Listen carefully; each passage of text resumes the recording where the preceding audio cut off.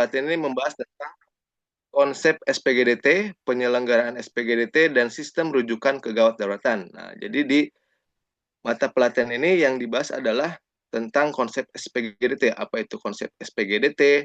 Bagaimana cara penyelenggaraan SPGDT dan sistem rujukan kegawat daruratan. Jadi sistem rujukannya nanti yang akan kita bahas.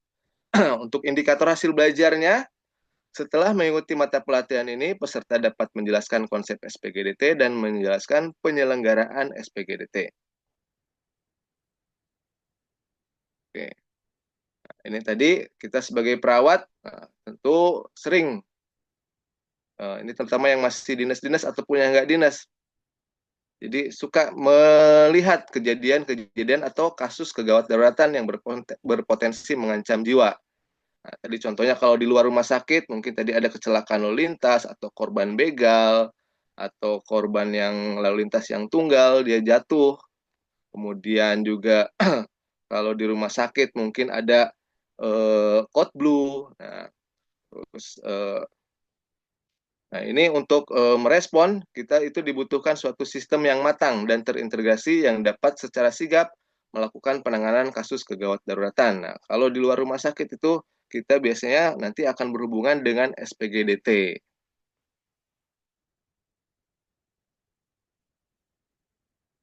Nah, ini beberapa contoh kejadian kegawat daruratan. Ini ada pengendara ojol di sini yang mengalami kecelakaan lalu lintas, kemudian nanti dibawa sama mobil, dilakukan rujukan. Bisa ini ada macam-macam alat transportasi untuk melakukan rujukan. Bisa pakai mobil, bisa pakai motor, atau kalau di daerah daerah pesisir laut, daerah pulau, mungkin nanti ada sistem rujukan menggunakan kapal laut atau speedboat. Nah, terus kemudian juga ada juga kalau mungkin di daerah pegunungan nanti kayak korban-korban kejadian di daerah pegunungan mungkin nanti bisa pakai transportasi udara, atau yang harus dirujuk dari pulau ke pulau lain, mungkin bisa juga kita menggunakan alat transportasi untuk rujukannya nanti menggunakan pesawat. Jadi nanti ada beberapa kriteria kendaraan-kendaraan atau alat transportasi yang harus dipenuhi saat akan kita merujuk pasien ke suatu tempat atau ke fasilitas kesehatan lain. Nah, berikutnya adalah kejadian gawat darurat. Kejadian gawat darurat itu sifatnya biasanya tiba-tiba kejadiannya. Tiba-tiba dan cepat, kemudian sulit diprediksi, dan diperlukan sistem pengamanan. Jadi, dalam kejadian sehari-hari, tentu kejadian gawat darurat itu memang betul, ada kenyataannya. Kejadiannya memang secara tiba-tiba dan cepat.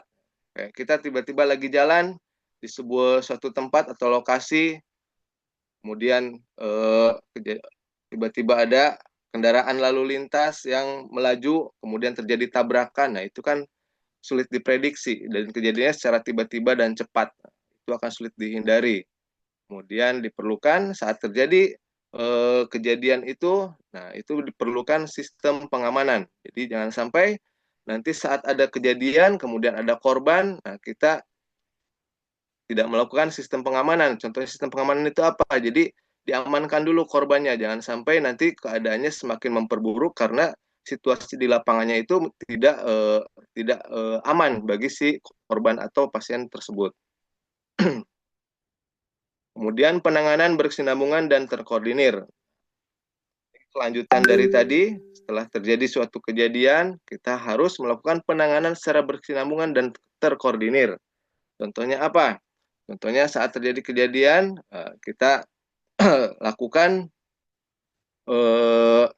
tadi yang pertama adalah pengamanan dulu. Setelah diamankan, baru kita koordinasi. Koordinasi bagaimana cara koordinasi? Kita hubungi PSC setempat atau pasien PSC itu pasien PSC Center, pasien safety center. Nah, memberikan outcome yang baik dan kualitas hidup penderita tetap terjaga.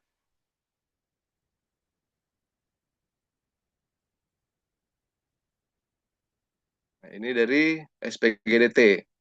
SPGDT tadi sudah disampaikan di awal, tadi ada dua SPGDT, yaitu SPGDT sehari-hari dan SPGDT akibat bencana. Di sini, menurut Permenkes RI nomor 19 tahun 2016, SPGDT adalah suatu mekanisme pelayanan korban atau pasien gawat darurat yang terintegrasi dan berbasis call center dengan menggunakan kode akses telekomunikasi 119 dengan melibatkan masyarakat. Nah, jadi untuk call center yang ada di kita yaitu di 119, tapi biasanya di daerah ada suatu daerah yang punya call center sendiri. Nah, jadi itu tergantung nanti dari daerah-daerah masing-masing. Tidak semua daerah itu untuk call centernya itu di 119. Kemudian di sini di bagian bisa kita lihat ada SPGDT, kemudian ada sistem komunikasi. Nah, dari yang melakukan koordinasi ke SPGDT itu bisa tidak hanya petugas medis, tapi juga masyarakat awam dan khusus, kemudian pelayanan ambulan gawat darurat. Nah, di sini kita bisa lihat, jadi saat ada suatu kejadian atau bencana, nah, jadi yang melakukan koordinasi ke SPGDT itu, jadi bisa banyak. Antara lain adalah masyarakat awam atau dan khusus, kemudian petugas medis, pelayanan ambulan gawat darurat. Nah, terjadi kejadian, kita lakukan life saving terlebih dahulu terhadap pasiennya.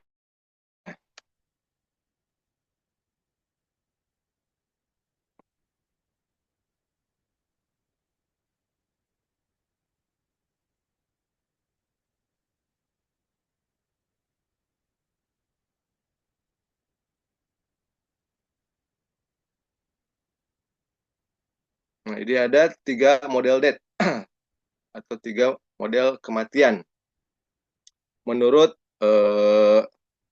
Death in Emergency Department Retrospective Analysis of Mortality pada tahun 2019 menyebutkan bahwa ini yang ketiga ya, sorry. Model kematian yang pertama adalah 1. Puncak pertama atau dalam detik atau menit sebanyak 5%, 50%, maaf. 50% kematian akibat trauma terjadi beberapa detik atau beberapa menit setelah kejadian. Pada waktu dini, kematian umumnya karena laserasi otak, batang otak, spinal cord travel yang tinggi, kemudian jantung, aorta, dan pembuluh darah besar lainnya. Hanya sedikit dari kelompok penderita ini dapat diselamatkan. Hal ini diakibatkan oleh beratnya cedera. Keberhasilan penanggulangan kelompok ini hanya dapat berhasil di daerah perkotaan tertentu yang memiliki sarana prasarana rumah sakit dan transportasi yang cepat dan baik. Nah, ini di model death yang pertama. Jadi model death yang pertama itu di puncak pertama di detik atau menit. Ya. Kejadiannya kurang lebih 50% kematian yang menyebabkan kematian. Ini salah satu contoh dari kejadiannya itu karena umumnya adanya laserasi otak, kemudian batang otak, spinal cord travel yang tinggi, jantung, aorta, dan pembuluh darah besar lainnya.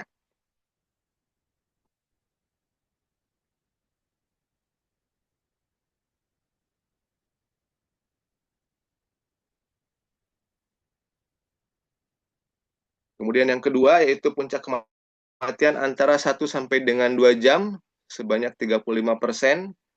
Kematian terjadi 1 sampai dengan 2 jam setelah trauma. Periode ini dikenal dengan the golden hour. Kematian disebabkan oleh cedera kepala berat, kemudian trauma dada atau torak, biasanya terjadi hematotorak atau pneumotorak, kemudian trauma abdomen, biasanya yang terjadi adalah ruptur limpa atau laserasi hati, kemudian fraktur femur atau pelvis dengan perdarahan yang masif, kemudian multiple trauma dengan perdarahan. Ini biasanya kejadian-kejadian yang angka kematiannya sampai dengan 35% di 1 sampai dengan 2 jam setelah trauma. Penjagaan kematian dilakukan 1 sampai 2 jam harus dilakukan dengan agresif, dengan melakukan penilaian dan resusitasi yang tepat dan cepat, yang merupakan prinsip dasar kegawat daruratan.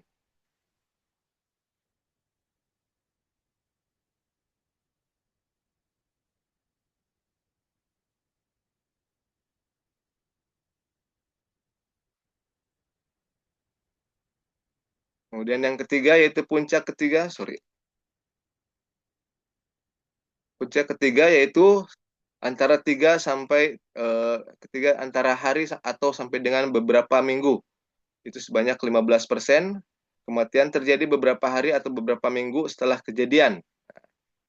Kebanyakan terjadi karena sepsis dan gagal sistem organ multiple. Kualitas penanggulangan pada setiap periode berdampak pada periode ini, sehingga orang pertama dan setiap individu yang terlibat dalam penanggulangan penderita gawat darurat trauma akan mempunyai dampak langsung pada hasil akhir jangka panjang. Nah, biasanya pada model death yang ketiga ini, angka kematiannya puncaknya pada beberapa hari atau beberapa minggu setelah kejadian. Nah, penyebabnya itu karena penanganan di awal yang tidak baik sehingga menyebabkan terjadinya pasien menjadi sepsis atau gagal sistem organ yang multiple. Jadi multiple organ gagal multiple organ sistem.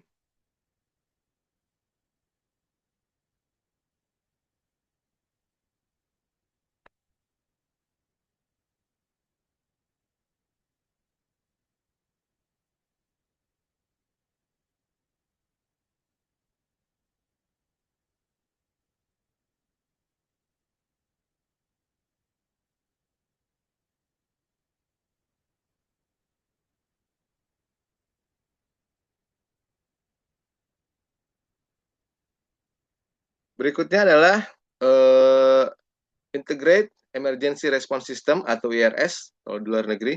Kemudian kalau di Indonesia adalah SPGDT. Diperlukan suatu sistem penanggulangan penderita gawat darurat, mulai dari tempat kejadian sampai dengan rumah sakit. IRS atau SPGDT merupakan suatu alur penanganan penderita gawat darurat yang berkesinambungan dan terintegrasi atau terpadu dalam suatu sistem dengan melibatkan seluruh komponen dan sumber daya sehingga penderita mendapatkan pertolongan secara cepat dan tepat dari mulai tempat kejadian di rumah sakit dan setelah keluar dari rumah sakit. Di sini jadi kita bisa lihat di SPGDT itu adalah suatu penanggulangan yang bersambungan. Jadi mulai dari sebelum pra rumah sakit, intra rumah sakit sampai dengan pasien keluar dari rumah sakit itu kita harus memberikan pertolongan yang cepat dan tepat sehingga pasien bisa keluar rumah sakit dalam kondisi yang lebih maksimal.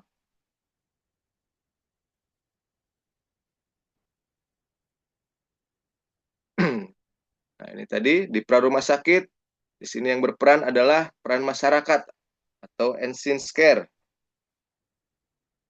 Kemudian edukasi kedaruratan, kemudian adanya nomor hotline emergency atau 119.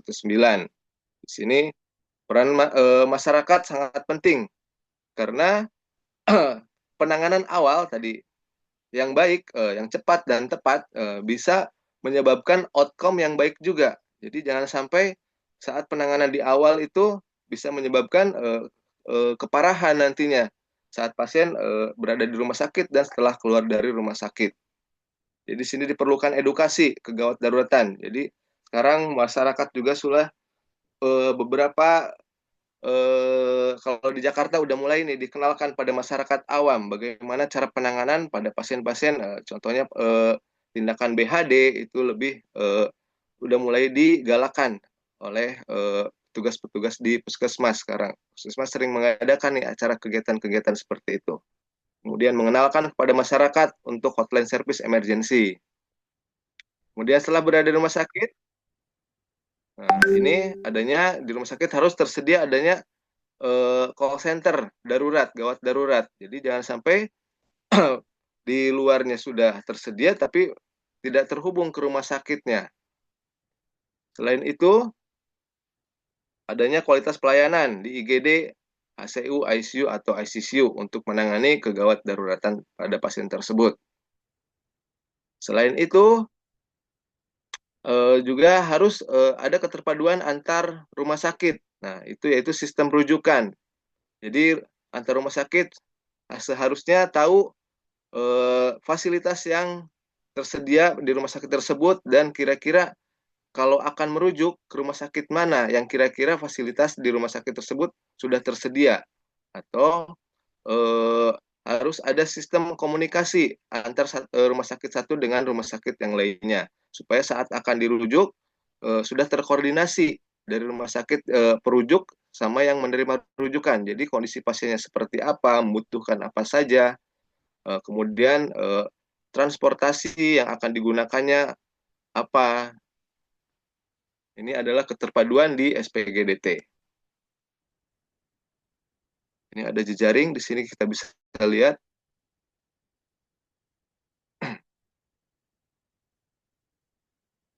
Pelayanan medis pra-rumah sakit atau Public Safety Center, tadi PSC. Nah, ini yang salah satu pelayanan medis di sebelum rumah sakit. Nah, tadi ada PSC atau call center 119, kemudian ada brigade siaga bencana untuk kejadian bencana. Kemudian di sini juga ada ambulans. Ambulan yang kita gunakan untuk pelayanan di rumah sakit diharapkan harusnya ambulan-ambulan yang memenuhi standar. Jangan sampai ambulan yang digunakan untuk merujuk itu fasilitas yang ada di dalamnya cuma ada oksigen saja, atau monitornya tidak lengkap. Nah, karena dalam merujuk pasien-pasien emergensi itu kita harus monitoring keadaan yang lebih ketat untuk menangani suatu kejadian di mana saat dalam perjalanan kondisi pasien mengalami perburukan. Nah, kemudian berikutnya adalah komunikasi. Nah, ini masuk ke dalam pelayanan pramedik medik pra rumah sakit. Jadi ada komunikasi tadi kita untuk hotline service-nya melalui Public Safety Center di PSC melalui nomor 119 kita komunikasikan kondisi pasiennya, kemudian apa saja yang sudah terpasang, penanganan apa saja yang sudah dilakukan untuk dan apa saja yang harus disiapkan nanti di tempat rumah sakit yang akan menerima pasien tersebut. Kemudian pelayanan pada keadaan bencana. Nah, ini masuknya ke di brigade siaga bencana. Hal-hal yang dilakukan saat bencana yaitu adanya koordinasi dan komando, kemudian ada eskalasi dan mobilisasi sumber daya, kemudian simulasi, pelaporan, monitoring, dan evaluasi. Di sini koordinasi dan komando, seperti kejadian baru-baru ini yang terjadi di Sumatera, baik kejadian banjir dan longsor di daerah Sumatera. Nah, ini kemarin ada koordinasi dan komando yang melakukan koordinasi, komandonya itu dari pemerintah, kemudian atau dari Basarnas karena sifatnya nasional. Kemudian ada koordinasi dengan Kemenkes, koordinasi untuk menangani korban-korban tersebut, baik dari koordinasi medis, kemudian koordinasi dari alat-alatnya, kemudian obat-obatan, kemudian petugas-petugasnya. Nah, kemudian ada eskalasi dan mobilisasi sumber daya.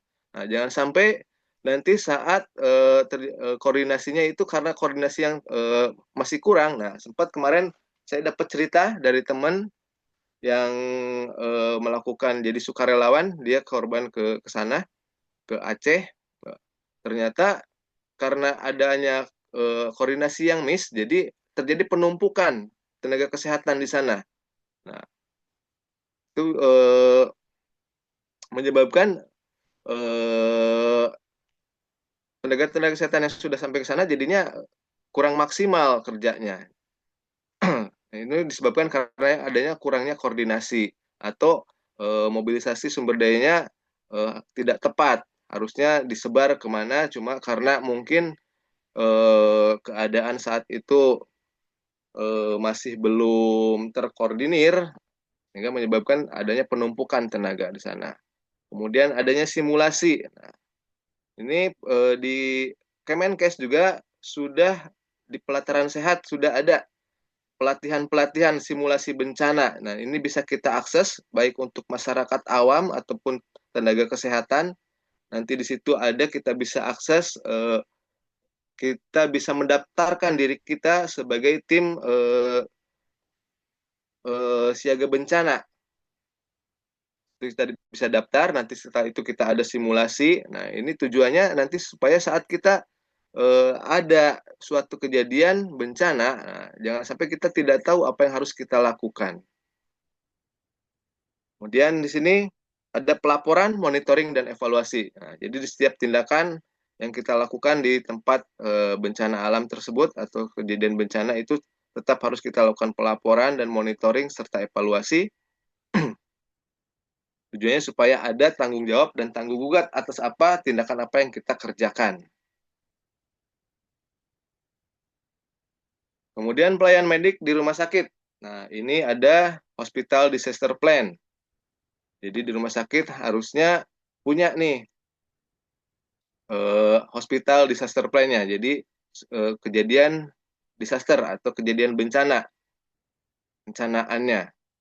Kemudian ada unit gawat darurat, kemudian brigade siaga bencana rumah sakit. Jadi siap rumah sakitnya untuk menerima rujukan saat terjadinya bencana. Kemudian ada high care unit, intensive care unit, dan kamar jenazah.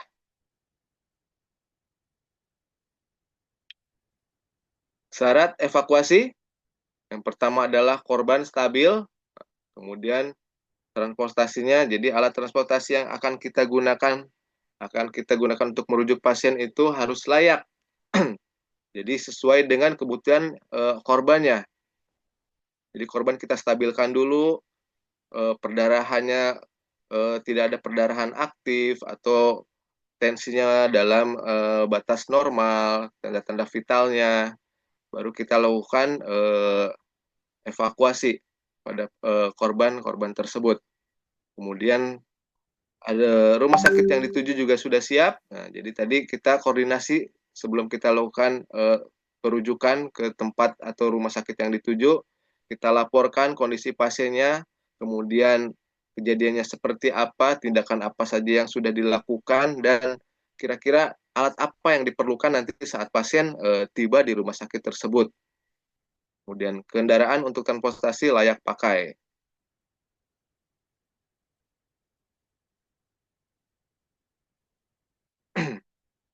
Kendaraan tadi biasanya minimal harus ada oksigen, kemudian ada monitor dan alat-alat untuk keadaan atau situasi emergensi. Ini bentuk evakuasi, ada evakuasi darurat, evakuasi segera, dan evakuasi biasa. Evakuasi darurat adalah evakuasi yang dilakukan dalam keadaan darurat. Contohnya apa? Contohnya saat kejadian kebakaran, ada korban di dalam suatu ruangan. Nah, ini kita lakukan evakuasi darurat. Tidak melihat kondisinya seperti apa, tapi kita juga harus tahu dulu sebelum kita melakukan evakuasi darurat. Kira-kira aman atau tidak untuk kita sebagai penolong. Kalau kita sebagai penolong sudah aman, kita lakukan evakuasi darurat. Jadi tujuannya untuk menyelamatkan pasien dari keadaan yang sifatnya emergensi. Kemudian kalau evakuasi segera, biasanya pasiennya sudah dilakukan penanganan terlebih dahulu. Supaya pasiennya mengalami perdarahan. Perdarahannya sudah dihentikan terlebih dahulu. Terus evakuasi biasa, yaitu evakuasi yang pasiennya kondisinya sudah dalam keadaan stabil. Atau pasien masih bisa berjalan. Nah, itu contoh yang paling mudah.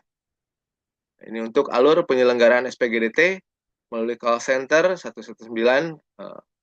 Di sini ada National Command Center dan PSC, Pasien Safety Center. Nah, untuk Pasien Safety Center biasanya adanya di kota atau kabupaten. Nah, untuk nomor hotline service-nya untuk di kita itu 119, tapi bisa berbeda, biasanya ada nomor lain yang punya nomor sendiri ada. Hmm. Di sini kita bisa lihat bagian alurnya. Dari ada panggilan darurat, emergency call di 119, kemudian diterima oleh NNC, kemudian diteruskan ke PSC kota atau kabupaten. Ini untuk waktu operasionalnya 24 jam. Nah, setelah disampaikan atau diinformasikan ke PSC, kemudian dari PSC mengirim tim medis untuk melakukan pertolongan dan melakukan evakuasi ke fasilitas kesehatan. Ini petugas yang berada di tadi nasional di NNC, National Command Center, dan di PSC. Tugas mereka adalah mencatat nama pelapor, kemudian nomor telepon pelapor, kemudian kejadian atau masalahnya, kemudian lokasi kejadian, jumlah korban, kondisi korban. Ini yang dicatat, kemudian melakukan pengecekan ulang untuk kepastian kejadian, berkoordinasi dengan unsur terkait, dan berkomunikasi dua arah dengan penolong, membimbing penolong di lokasi kejadian sebelum petugas datang, kemudian menghubungi IGD, rumah sakit yang dituju yang sesuai dengan kondisi korban, kemudian menginformasikan kondisi jalan dan membimbing ambulan ke arah rumah sakit.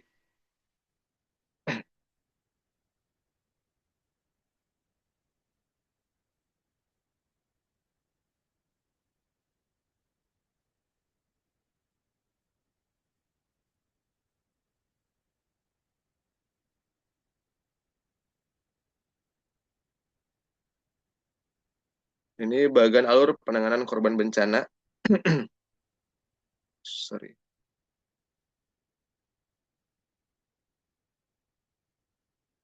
Ini terjadinya yang paling atas, adanya bencana di suatu daerah, kemudian di sini ada dibagi dua, ada pemerintah dan masyarakat. Nah, untuk pemerintah melakukan Satkorlak, Satuan Koordinasi dan Pelaksana, kemudian turun ke bawah ada Komandan Satlak Lapangan. Di sini di bawahnya membawahi tim SAR, tim medik, tim penyelidik, kemudian tim Kamtib, keamanan dan ketertiban, tim sarana atau logistik, dan lain-lain. Kemudian untuk di masyarakat itu adanya PSC, kemudian ada BSB, ambulan, dan alat komunikasi. Kemudian di Satkorlak itu tugasnya adalah mengorganisasi lapangan, kemudian Satlak, lapangan adalah melakukan komando di lapangan, kemudian dari semua itu harus satu komando. Nah, jadi jangan sampai nanti saat di lapangan bingung, harus mana yang diikuti nih. Karena ada beberapa komando. Ya, jadi tujuannya satu komando itu jadi semuanya hanya merujuk dari satu orang saja. Jadi tidak ada dualisme. Jadi harus nanti yang ini ke sini, ini ke sini. Oh, nanti ada berita. Nanti kata Bapak ini harus begini. Kata Bapak ini harus begini. Jadi bingung nanti petugas yang bekerja di lapangan atau di tempat kejadiannya. Untuk di tempat kejadian bencana, itu ada logistik, kemudian ada tempat pengungsian, dapur umum, sanitasi, kemudian pos medis, dan lain-lain. Nah, ini yang tadi saya bilang, untuk menjadi tenaga cadangan kesehatan, kita bisa mendaftarkan diri kita kalau memang berminat untuk menjadi tenaga cadangan kesehatan. Jadi ada memang di Kemenkes itu eh, membuka bagi siapa saja yang berminat untuk menjadi tenaga cadangan kesehatan. Nah, ini ada beberapa kriteria yang harus dipenuhi. Persyaratannya diantaranya warga negara WNI, negara Indonesia, kemudian laki-laki dan perempuan, usia antara 18 sampai dengan 65 tahun, memiliki BPJS Kesehatan, dan seterusnya. Nah, untuk nakes, ini ada persyaratan khusus, yaitu usia minimal 20 sampai dengan 65 tahun, kemudian memiliki STR atau sertifikat kompetensi yang masih aktif sesuai kompetensi. Jadi Kementerian Kesehatan membentuk tenaga cadangan kesehatan berbentuk pelaksanaan Permenkes nomor 13 tahun 2022 tentang perubahan atas peraturan Menteri Kesehatan nomor 21 tahun 2020 tentang rencana strategis Kementerian Kesehatan tahun 2020 sampai dengan 2024 dalam menciptakan sistem ketahanan kesehatan yang tangguh, terutama dalam sistem penanganan bencana dan kedaruratan kesehatan. Nah, ini bisa kita akses di websitenya Kemenkes.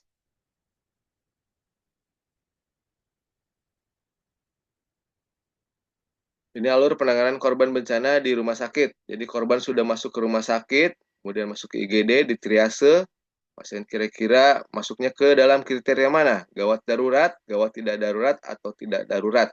Nah, kalau pasiennya masuk ke dalam kriteria gawat darurat, itu kita lihat nanti apakah masuk ke ruangan ICU atau HCU atau dilakukan penanganan operasi sito. Atau bila memang tidak bisa dilakukan di rumah sakit tersebut, dilakukan rujukan. Kemudian gawat tidak darurat, sini bisa masuk HCU atau okasito, atau memang dilakukan rujukan. Kemudian untuk yang tidak darurat dilakukan pengobatan dan pulang.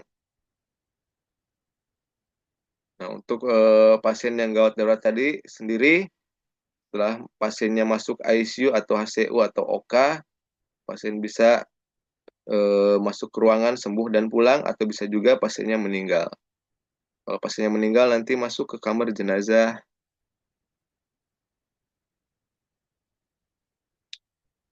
Oke, ini ada simulasi bencana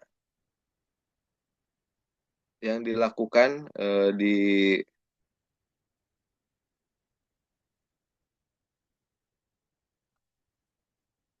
Out of the Philippines, where a 6.6 magnitude earthquake has struck. Lights swung in the Philippines this morning as a 6.9 magnitude earthquake rocked the southern island regions of the country. 100 people have been killed by tsunamis in neighboring Indonesia. Power supplies failed. Magnitude 6.4 earthquake has struck the Philippine island.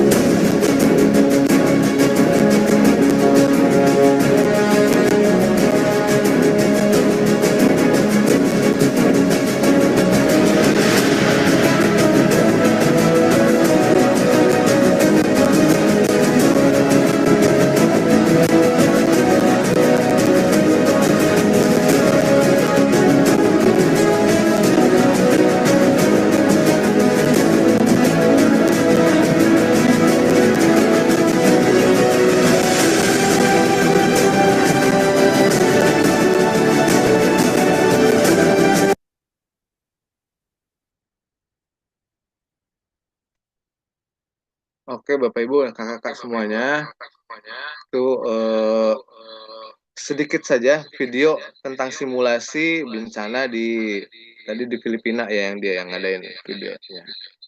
Sampai sini kira-kira ada yang ingin ditanyakan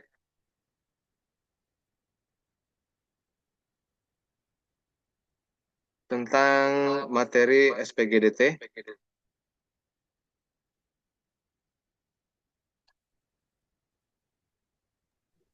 Silakan kakak-kakak yang ingin bertanya terkait dengan SPGDT. Sebelum kita lanjut ke materi yang kedua ya, Mbak ya, terkait Ya, dengan RW breathing. Kalau di, maaf Pak, saya mau bertanya itu aja Pak. Tadi tentang tenaga cadangan kesehatan dari Kemenkes. ya, Bagi teman-teman termasuk saya dan teman-teman sini kan ada sebagian yang belum bergabung kembali ke rumah sakit gitu Pak ya. ya. Itu tadi saya lihat ada rekomendasi ya Pak ya. Rekomendasi atau apa ya? Surat apa tadi? Surat tugas. Itu nanti kalau itu berarti hanya ditujukan bagi perawat yang memang sudah bergabung di instansi kesehatan gitu ya Pak. Kalau yang masih misalnya masih belum bergabung itu tidak bisa mendaftar. Bagaimana Pak? Oke, jadi kalau yang sedang tidak bertugas di rumah sakit, Nanti ada ininya sendiri pilihannya. Jadi pilihannya itu nanti kalau yang masih bertugas di rumah sakit memang harus melakukan eh, ada rekomendasi, surat rekomendasi dari rumah sakit atau tempat dia bekerja. Tapi kalau yang tidak bekerja di rumah sakit nanti memang ada pilihannya. Nanti dia dinas di rumah sakit atau fasilitas kesehatan atau di mana atau memang nggak dinas di rumah sakit tapi dia sebagai tenaga kesehatan. Nanti paling yang dibutuhkan adalah tadi tambahannya STR atau ininya ya STR-nya sih, STR dan SIP. Eh, iya. Kalau Mm-mm. untuk SIP kan Pak, kalau STR saya kebetulan sudah aktif, tapi kalau untuk SIP itu kan terkait dengan tempat kita bekerja ya Pak ya. Mm-mm. Kemarin sempat saya datangi ke PPNI di daerah sini, daerah Serengseng Sawah.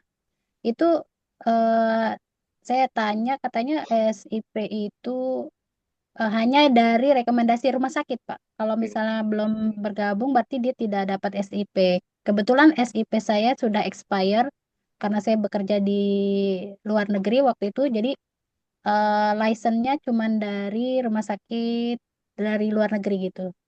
Mm-mm. Untuk ininya juga saya masih belum belum ini banget ya. Coba aja dibuka di websitenya, website Kemenkes. Nanti ada, kalau nggak salah sih ada memang kriteria-kriterianya. Jadi ada yang memang untuk kalau yang dari petugas dari rumah sakit, nanti ada beberapa kayak surat rekomendasi rumah sakit, STR dan sebagainya nanti harus disertakan. Tapi kalau masuknya berarti nanti ke yang bukan petugas rumah sakit nanti ada. Setahu saya sih kayak gitu. Jadi memang ada pembagiannya. Baik, baik, Coba Pak. aja Terima dibuka di kasih. itunya di website apa Yes. Kemenkes. Nanti dilihat Ya, di situ. Coba ya baik, diklik Pak. link dulu. Ada yang lain?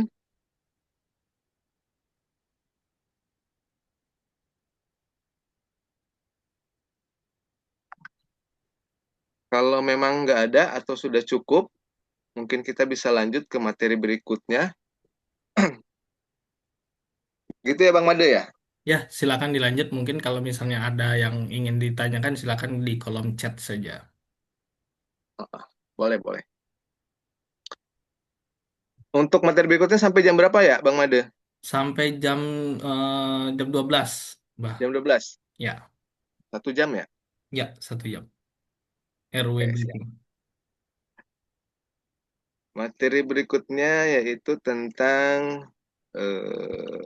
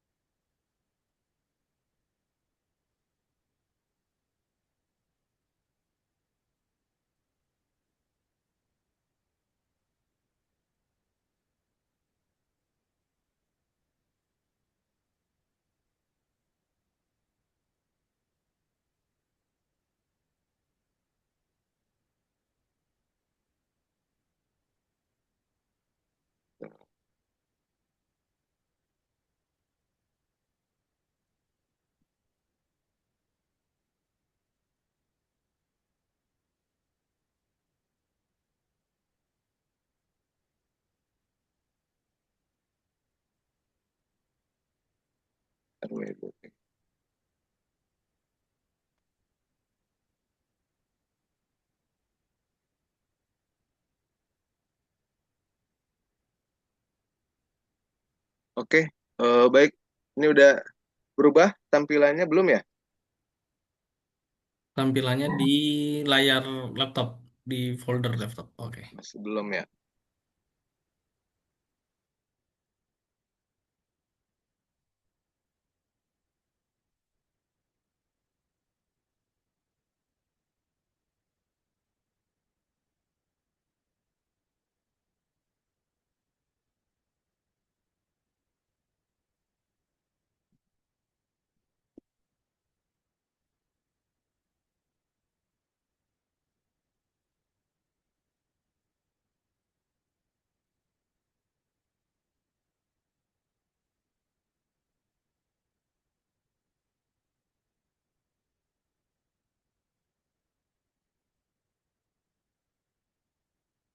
Kayaknya nge-lag nih.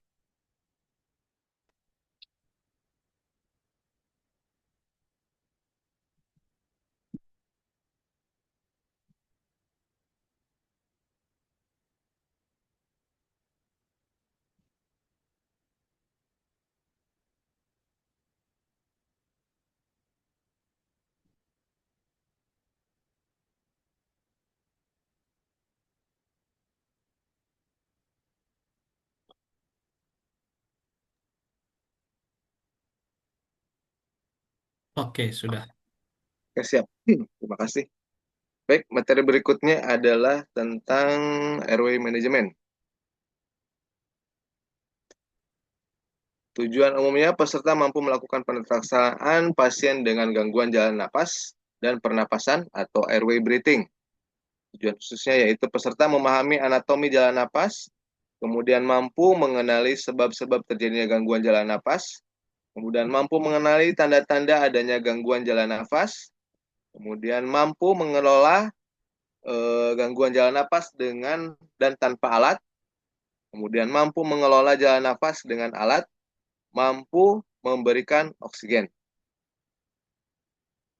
Untuk indikator hasil belajarnya, yaitu menjelaskan konsep jalan napas dan sistem pernapasan, kemudian menjelaskan gangguan sumbatan jalan napas, menjelaskan gangguan pernapasan, kemudian melakukan penata laksanaan gangguan jalan napas dan gangguan pernapasan.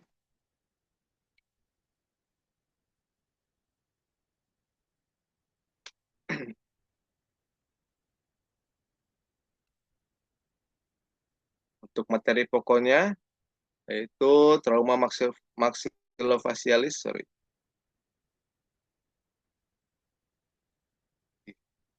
trauma maksilofacialis, kemudian diagnosa keperawatan pada airway, choking atau tersedak, kemudian algoritma masalah airway, penyebab gangguan jalan napas, kemudian cara mengetahui gangguan jalan napas, tujuan pengelolaan jalan napas dan cara mengatasi jalan napas, dan yang terakhir adalah terapi oksigen. Nah, ini untuk anatomi jalan napas. Anatomi jalan napas sendiri, bagaimana kita ketahui, ada dari mulai pernapasan bagian atas yaitu hidung dan mulut, kemudian udara masuk dari hidung dan mulut, kemudian masuk ke dalam faring, kemudian ke laring, sampai dengan ke bronkus. Nah, itu untuk pernapasan bagian atas. Kemudian kalau pernapasan bagian bawahnya itu sudah masuk ke dalam cabang bronkus utama. Kemudian masuk ke alveolus. Dari alveolus terjadi diskusi. Itu untuk pernapasan bagian bawah. Ini dari tadi yang bawah. Jadi masuk ke dalam cabang bronkus. Kemudian sampai dengan ke alveoli. Ini pertukaran gas di alveoli. Jadi ada pertukaran antara oksigen dengan karbon dioksida. Terjadinya di alveoli, terjadi difusi. Untuk tidal volume, nah ini tidal volume kita gunakan rumus yaitu antara 6 sampai dengan 10 cc per kilogram berat badan. Nah, kalau saya di anestesi, biasanya pakai yang lebih kecil terlebih dahulu. Kenapa saya pakai yang kecil terlebih dahulu? Karena seperti contohnya kayak gini, kapasitas paru-paru itu mempunyai tidal volume maksimal. Kalau kita berikan volume yang terlalu berlebih, nah, biasanya itu akan terjadi gangguan pada paru-parunya. Yang akan terjadi biasanya terjadi barotrauma atau alveolnya jadi pecah. Nah, itu bisa menyebabkan kejadian yang lebih memperburuk kondisi pasien. Nah, makanya saya kasih volume tidalnya dengan hitungan yang lebih kecil terlebih dahulu. Biasanya pakai nilai dari 6. Nah, kalau seandainya kita kasih 6, ternyata tidal volume pasiennya itu berat badan 50. 6 dikali 50, 300 berarti ya 300 cc. Nah, kita berikan 300 cc, tapi ternyata tidak tercapai di alatnya. Jadi biasanya kita monitor di ada alat monitoring bisa dari ventilator atau alat untuk mengukur tidal volume. Nah, dilihat tidal volumenya tercapai atau tidak dengan kita berikan hitungan sampai 6. Nah, dengan nilai 6. Nah, kalau tidak tercapai berarti kita naikin lagi 7, 8 sampai dengan 10. Nah, biasanya kalau udah 10 udah tercapai.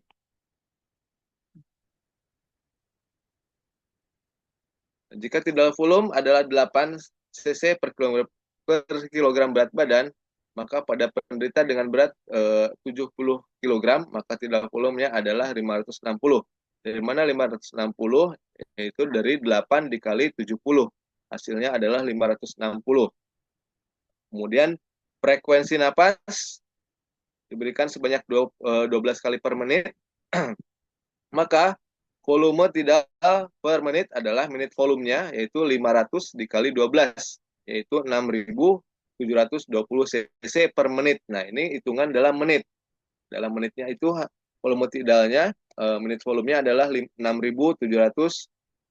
Tapi kalau volume tidalnya, atau tidal volumenya itu 560. Kalau tidal volume diambil dari cc per kilogram berat badan. Nah, kalau menit volume itu tidal volume dikali 12 kali per menit, dikali RR dalam 1 menit.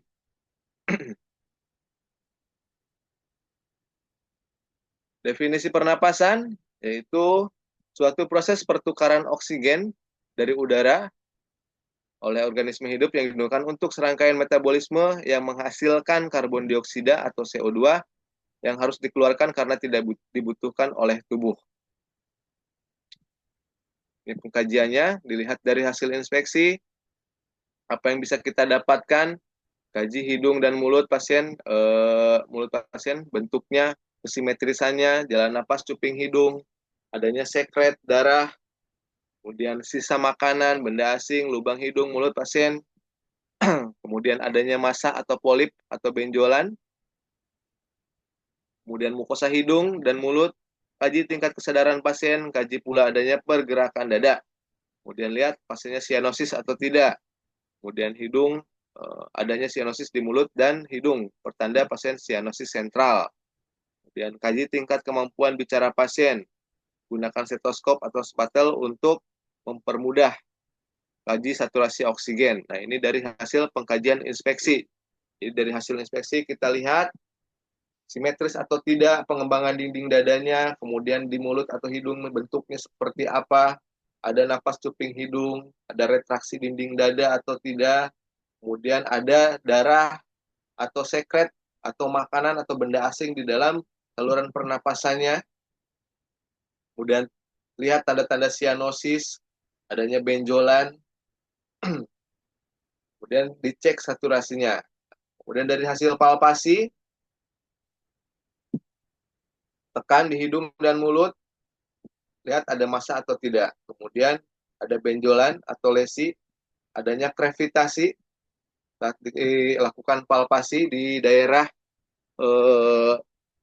dadanya, di torakalnya. Kemudian ada fraktur atau ada benda asing yang menancap. Kemudian kaji aliran udara yang keluar masuk dari mulut. Kemudian saat diauskultasi, dengarkan suara napas. Suara-suara napas ada gargling, kemudian ada stridor. Kalau gargling itu adanya cairan, stridor atau ngorok, atau snoring. Biasanya akan disebabkan karena lidah jatuh. Kemudian suara crowing atau suara tinggi biasanya dikarenakan adanya edema pada laring dan trakea. Ini pada pasien-pasien yang suara nafasnya terdengar crowing, nah, itu biasanya terjadi pada pasien-pasien trauma. Traumanya bisa ada beberapa trauma, yaitu trauma laring atau trakea. Kalau trauma laring biasanya pasien-pasien yang korban kebakaran. Nah, ada trauma inhalasi. Saat kita lihat tanda-tandanya biasanya yang terjadi saat diinspeksi ada bagian bulu mata atau halis atau bulu hidung yang terbakar atau tercium bau arang di daerah saat dia bernapas. Saat ekspirasi itu tercium oleh kita ada suara ada bau karbon, bau asap dari mulutnya. Kemudian tanda yang lain di bulu hidung, kemudian di rambut, nah itu ada yang terbakar. Itu biasanya karena korban kebakaran. Nah, kalau pada korban kebakaran pasien mengalami edem laring itu harus kita waspadai karena itu sifatnya biasanya edemanya bersifat progresif. Nah, jadi progresif itu maksudnya semakin lama akan semakin membesar edemanya. Nah, atau pada trakea biasanya pada pasien-pasien trauma yang mengalami benturan di daerah trakea.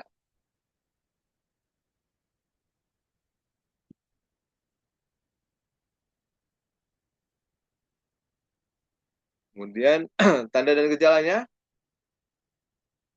pada pasien sumbatan jalan napas meliputi pasiennya gelisah, kemudian berontak, bahkan terjadi penurunan kesadaran, kemudian ada cairan di mulut, ada yang kelewat.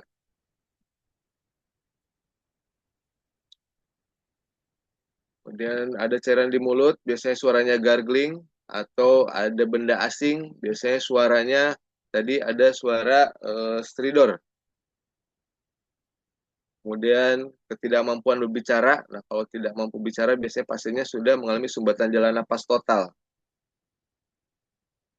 Kemudian snoring, crowing, adanya retraksi dinding dada, penggunaan otot bantu napas, nafas cuping hidung, kemudian penurunan suara paru, pasien sianosis, dan tiba-tiba tersedak atau tersum.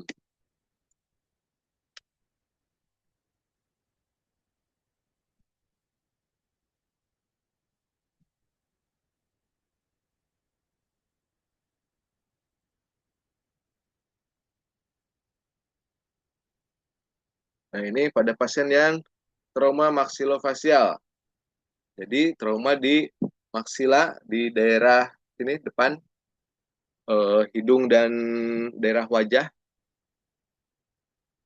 Kemudian nasofaring dan orofaring serta leher.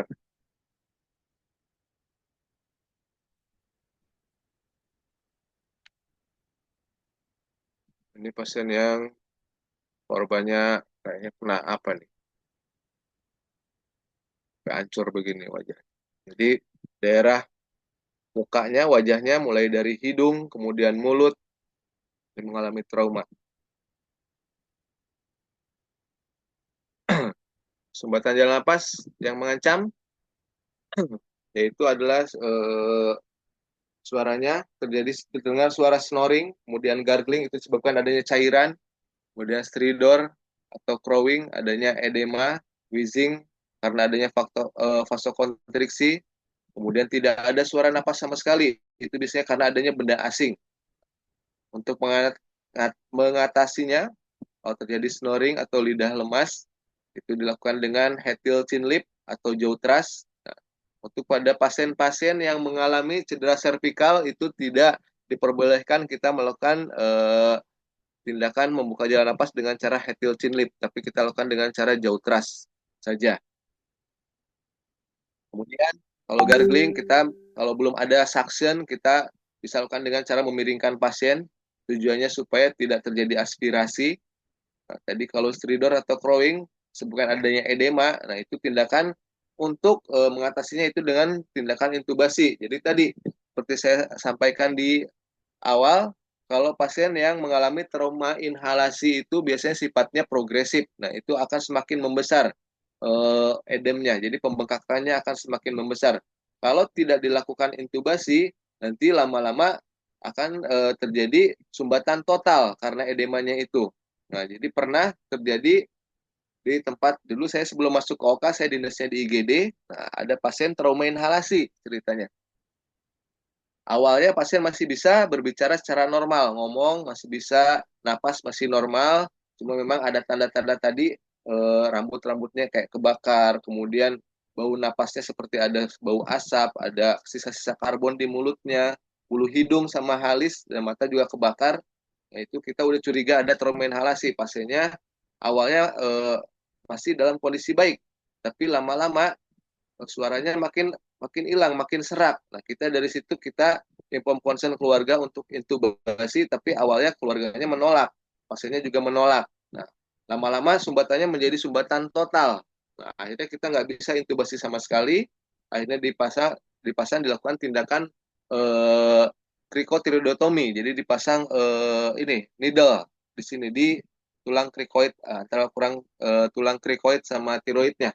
Jadi model tracheostomi tapi masih pakai needle. Karena sudah terjadi sumbatan total. Dilakukan intubasi nggak bisa, ETT nggak bisa masuk, akhirnya kita lakukan tindakan needle krikotiroidotomi. Nah, kalau pasiennya wheezing itu terjadi karena adanya vasokonstriksi, tindakan yang dilakukan adalah dilakukan pemberian obat-obatan terapi bronkodilator, bisa dengan terapi inhalasi atau terapi obat-obatan oral. Kemudian kalau pasiennya terjadi sumbatan benda asing, nah, itu yang dilakukan adalah Heimlich manuver, kemudian ada juga tindakan back blow atau tindakan chest thrust, itu untuk mengeluarkan benda asingnya.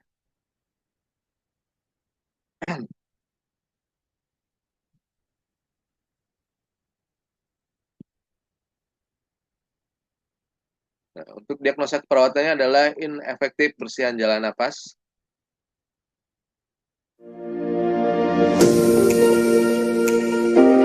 Contoh pasien yang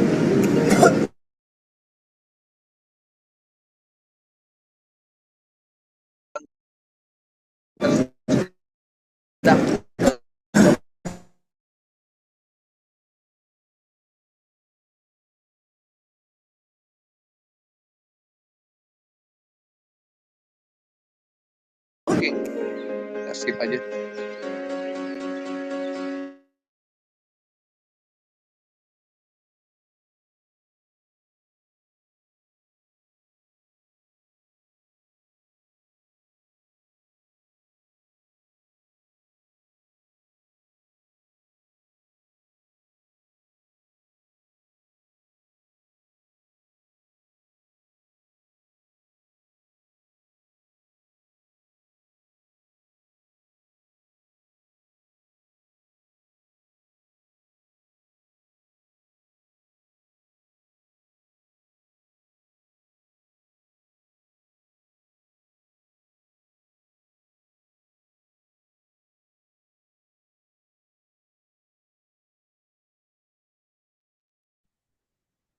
Oke, maaf, tadi saya kelempar.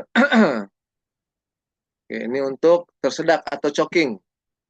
Nanti teman-teman akan belajar nanti dalam penanganan pasien tersedak atau choking bagaimana caranya.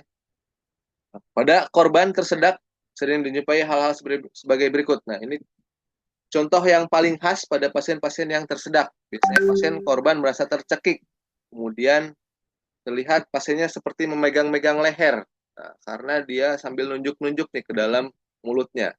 Ini memberitahu kita kalau ada sesuatu menutup jalan napasnya. Karena kalau pasien-pasien yang tersedak itu nggak bisa keluar suaranya. Jangankan suara, udara aja udah nggak bisa keluar masuk karena tertutup sumbatannya total. Ada kaitan dengan makanan, tidak dapat bicara atau bernapas, muka sembab dan biru, kemudian semula sadar bisa menjadi tidak sadar.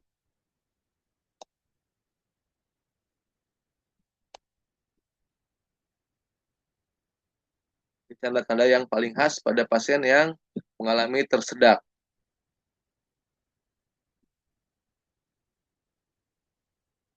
Nah, ini tadi pasiennya minta pertolongan, gelisah. Selain gelisah, megang-megang leher. Ini tindakan yang dilakukan, yaitu dengan back blow. Jadi memukul bagian belakang pasien, punggung korbannya. Misalnya ditepok. Kemudian Heimlich manuver. Jadi penolong berada di bagian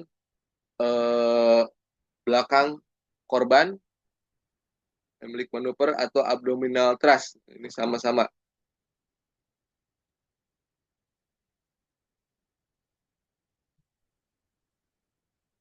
Ini kalau ternyata kita sendirian nih, saat kita tersedak kita sendiri, nggak ada penolong. Nah ini kita bisa gunakan kursi untuk melakukan Heimlich manuver.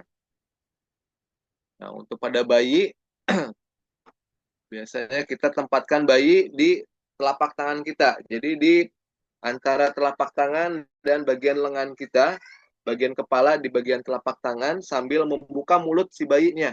Tujuannya supaya saat kita lakukan back blow, nah ada benda asing yang keluar itu bisa langsung keluar. Jadi tidak tertahan di mulutnya.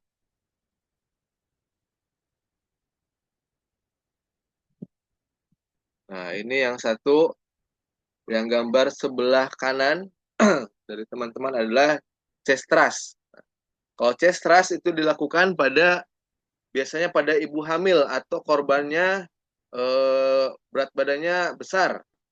Pada pasien-pasien yang gemuk atau pada ibu hamil kita lakukan chest thrust, tidak abdominal thrust atau Heimlich maneuver. Karena nanti bisa mengganggu kalau pasien hamil kita lakukan abdominal thrust itu nanti yang bisa tertekan selain ibunya juga bayinya atau janinnya yang ada dalam kandungan. Tekniknya adalah chest thrust, jadi di bagian dadanya.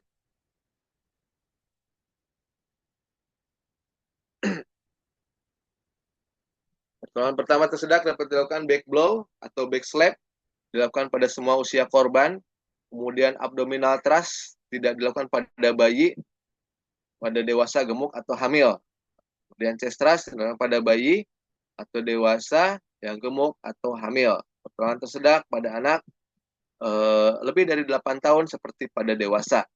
Ini dilakukan sebanyak 5 kali. Jadi dilakukan back blow atau back slap 5 kali, 1, 2, 3, sampai 5 kali, kemudian baru dilakukan simultan, abdominal thrust atau chest thrust.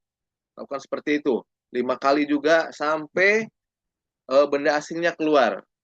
Kalau nggak keluar-keluar juga, kemudian pasiennya lama-lama kan akan terjadi tidak sadar karena tidak ada oksigen yang masuk karena tertutup tadi ada sumbatan total. Nah, pasiennya bisa nggak sadar. Nah, kalau udah nggak sadar, kita udah nggak mikir lagi, jangan dilakukan back blow atau abdominal thrust lagi, tapi kita lakukan adalah bukan tindakan BHD di RJP pasiennya.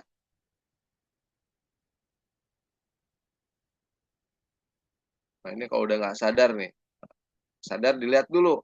Kalau ternyata tidak sadar sampai dengan terjadi henti nadi, nah, langsung kita lakukan tindakan resusitasi jantung paru.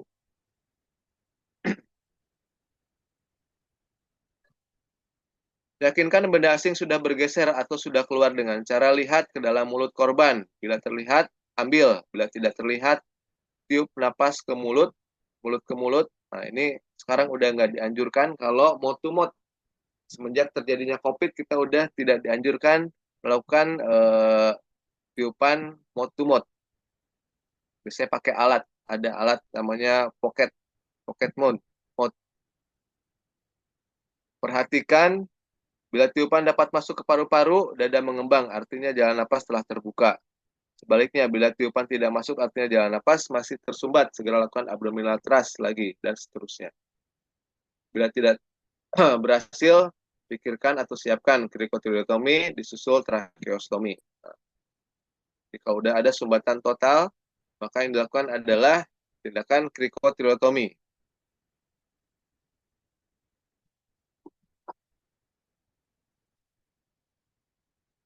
Nah, ini needle krikotilotomi. Jadi, di antara tulang krikoid dan tulang tiroid ada celah, nanti dimasukkan needle ke situ, kemudian disambung dengan bagging karena pasiennya udah mulai nggak napas. Tapi kalau setelah dilakukan pemasangan krikotilotomi pasiennya masih bisa bernapas, boleh nanti pasiennya napas sendiri. Nah, tersedak pada bayi berkaitan dengan makanan atau minum susu, bayi rewel, merintih, berkaitan muka sembab. Cara pertolongan lakukan tadi back blow atau chest thrust secara bergantian.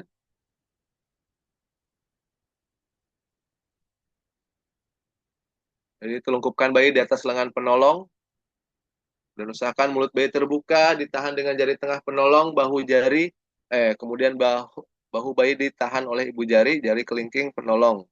Kemudian tubuh bayi telungkup di atas lengan penolong, usahakan posisi bayi telungkup dengan tengkurap dengan kepala lebih rendah. Lakukan back blow, back slap dengan memberikan hentakan halus 5 kali pada titik hentakan dengan menggunakan tumit telapak tangan. Nah, ini untuk algoritma masalah airway, pastikan korban sadar atau tidak saat disapa. Jadi saat kita lakukan dipanggil pasiennya sadar atau enggak nih. Kalau pasien sadar, ajak bicara. Jika suara tidak jelas berarti jika suara jelas berarti airway-nya bebas.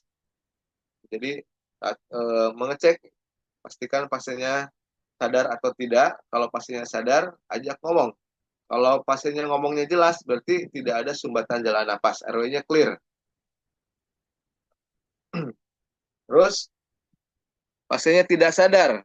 Kalau tidak sadar, berarti kita harus membebaskan jalan napas. Apa yang dilakukan? Tindakan tadi, head tilt, chin lift, atau jaw thrust. Jadi kalau pasiennya terlihat ada tanda cedera servikal, yang kita lakukan adalah dengan cara jaw thrust, tidak melakukan head tilt, chin lift. Kemudian setelah ada nafas, dilihat gerakan nafasnya, dengar suara nafasnya, dan raba udaranya. Lihat gerakan dinding dadanya simetris atau tidak, suaranya seperti apa, apakah ada snoring, gargling, atau crowing. Kalau pasien tidak bernapas, berikan napas bantuan dan berikan oksigen. Ini untuk pasien yang mengalami fraktur basis kranii. Jadi, pasien yang mengalami fraktur basis kranii itu di daerah sini, maksilofasial, di wajahnya.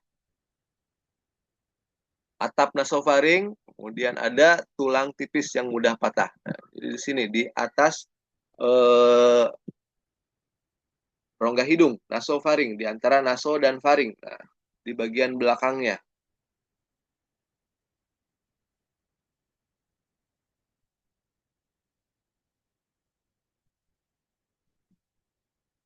Sebagai gangguan napas bisa terjadi karena adanya jatuhnya pangkal lidah yang menutup, kemudian benda asing masuk ke dalam jalan napas, dan jalan napasnya tertekuk, tertekan, tersedak, atau rusak.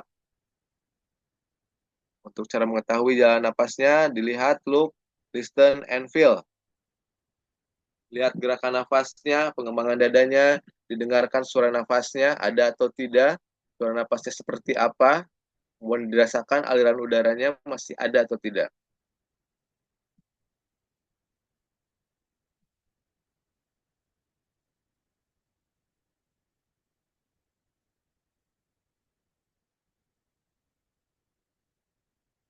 Sekarang dilihat ada gelisah atau kesadaran menurun, cyanosis, retraksi dinding dada, ini secara dengan diinspeksi. Mau didengar suara nafas abnormal, dengur, dirasakan, feel, ada atau tidak aliran udara, kemudian lokasi trakea di tengah atau tidak. Nah, deviasi trakea bisa terjadi pada pasien-pasien yang mengalami tension pneumotorak. Nah, kalau pasien-pasien yang mengalami tension pneumotorak, tanda yang paling khas itu terjadi adanya pergeseran di trakea. Trakea bergeser, kemudian ada peningkatan vena jugularis. Itu harus kita curigai pasien mengalami tension pneumotorak. Nah, untuk tujuan pengolahan jalan napasnya, agar napas bebas dari sumbatan, udara dapat keluar masuk tanpa hambatan. Untuk pengolahan jalan napas tadi yang tanpa alat, itu kita bisa lakukan dengan head tilt chin lift atau jaw thrust. Bisa juga pasien dinaikkan head up elevasi.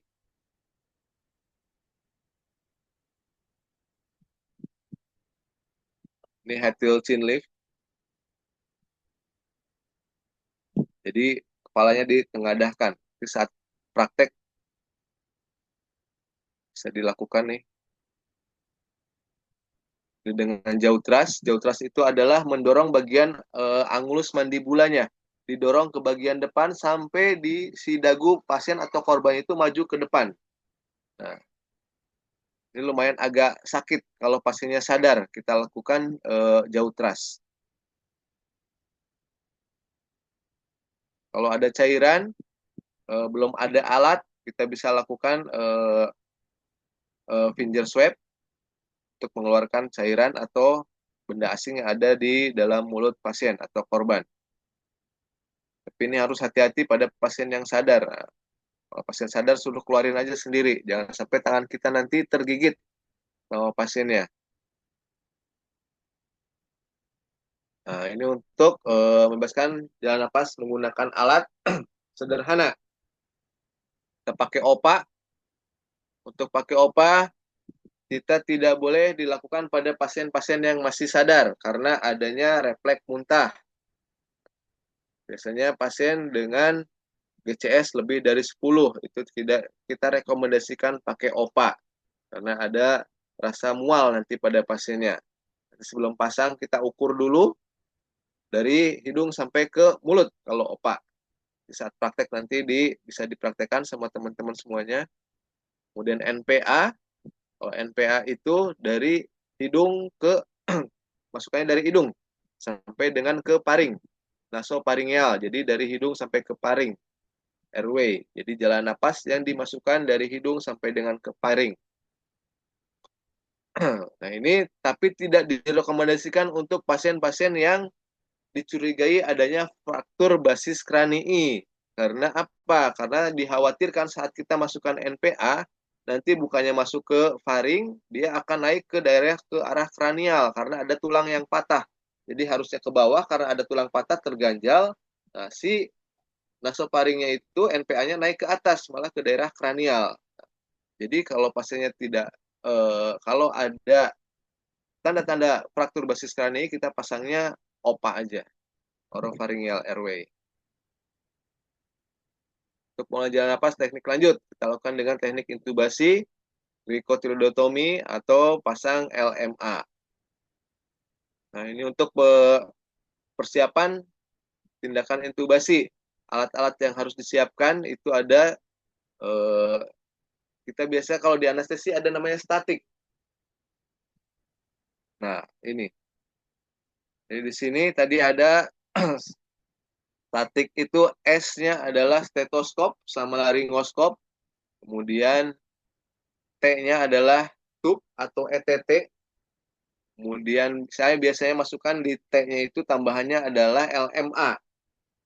Tambahannya. Kemudian A-nya itu airway device.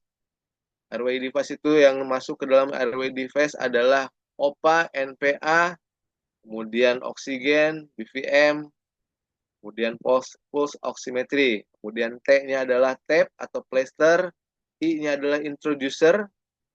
Nah, ini namanya ada di alatnya namanya Mandrain, Outgate, sama Megil forceps. Kemudian C-nya adalah konektor yang menghubungkan ETT dengan BVM atau dengan ventilator. Kalau yang menghubungkan ETT dengan ventilator itu ada namanya sirkuit. Nah, itu namanya konektor, sirkuit konektor. Kemudian kalau yang dengan BVM berarti end-to-end pasien ETT. Kemudian S-nya adalah selang oksigen, kemudian suction, sarung tangan, silokain gel, sama speed cup. Nah, ini di persiapan intubasi. Meskipun kita belum bisa intubasi, minimal kita bisa nyiapin apa yang harus kita siapkan. Jangan sampai nanti pasien mau diintubasi, dokternya udah datang, mau intubasi, peralatannya masih kurang. Bolak-balik, kita capek sendiri nanti nyiapin alatnya. Jadi minimal kita siapin dulu nih. Pasien udah apno, kita lakukan bagging. Nah, ini kita rencanakan akan lakukan tindakan intubasi karena nggak mungkin pasien terus-terusan di bagging. Nah, akhirnya kita harus menyiapkan persiapan intubasi. Nah, kita siapin ini sesuai dengan kebutuhannya. Apa aja yang harus disiapkan. Jadi nanti setelah siap baru sambil berjalan, dok, pasien mau diintubasi nih, udah nggak napas. Alat-alat udah siap, jadi nggak bolak-balik nanti. Nah, ini skop, stetoskop, dan laringoskop. Laringoskop ada berbagai macam ukuran, ada berbagai macam model. Nah, ini kalau yang lurus adalah yang model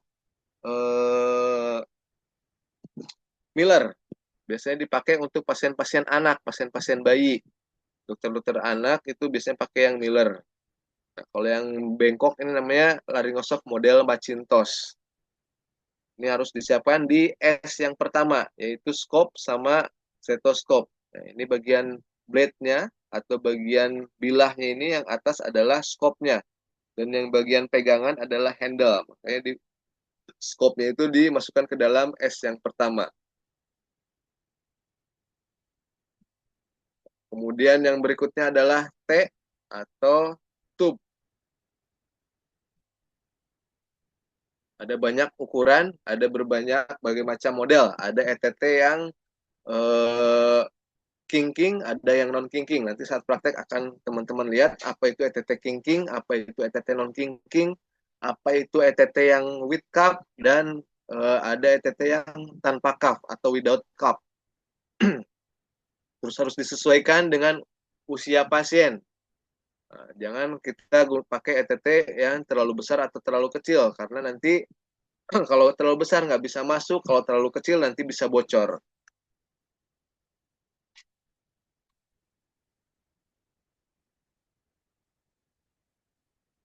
Nah, ini untuk pengukuran ETT.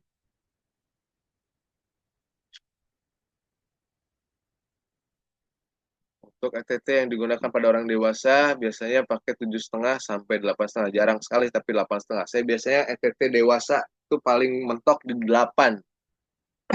Jarang sampai 8,5. Untuk ETT wanita biasanya kalau wanita malah bisa lebih kecil dari 7. Biasanya pakai nomor 6,5 pun ada wanita. Nah, ini ETT. Ada ETT yang with cuff, jadi ada balonnya. Ada ETT yang without cuff. Ada yang kinking dan non kinking. Nah, ini untuk cara pemasangan OPA dan mudgate. Tadi yang termasuk ke dalam airway device. Airway device itu ada OPA, kemudian ada mudgate. Atau NPA juga kita bisa masukkan. Kemudian yang berikutnya adalah tape atau plaster.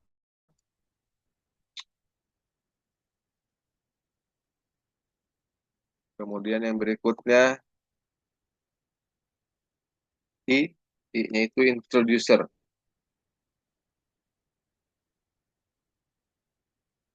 Ini ada introducer atau stilet atau mandren. Bisa juga kita tambahkan Magil forceps. Ya, Magil forceps itu kayak gunting tapi bukan gunting, dia buat menjepit. Stilet digunakan untuk mempermudah ETT. Ya, biasanya kalau ETT yang ETT jenis non kinking, ETT kinking itu dia lebih lentur dibandingkan ETT yang kinking. Nah, kalau ETT non kinking biasanya kita perlu pakai stilet supaya dia lebih kokoh saat dimasukkan, jadi nggak melewat-melewat. Ini Magil forceps, nah, contohnya. Nah, ini mandren, kemudian yang sampingnya stilet atau mandren, dan ini yang kayak gunting itu adalah Magil forceps. Konektor atau penghubung, nah ini yang menghubungkan. Nah, ada konektor yang menghubungkan dengan ETT.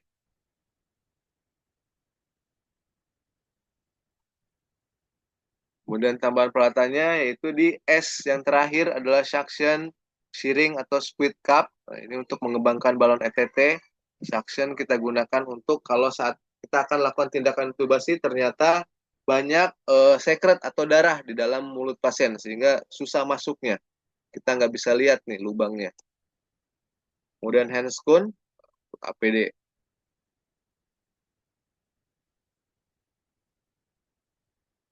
Nah, ini saat kita lakukan laringoskopi, nanti yang terlihat adalah lubang seperti ini. Nah, ini adalah lubang yang nanti akan dimasukkan ETT. Nah, ETT-nya nanti dimasukkan ke situ. Kalau ada lubang seperti ini, nah itu berarti lubangnya nih. Di bawahnya, di atasnya itu adalah, di bawahnya itu adalah lubang yang masuk ke dalam saluran pencernaan. Jadi yang atas, bagian atas sini. Bagian atas sini adalah lubang untuk dimasukkan ETT.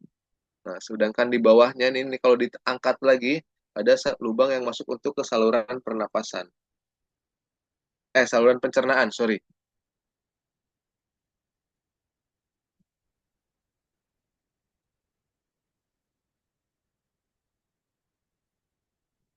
Ensure that the equipment is prepared and check that the laryngoscope is working and the cuff on the tube inflates and deflates properly. Pre-oxygenate the patient with bag and mask ventilation.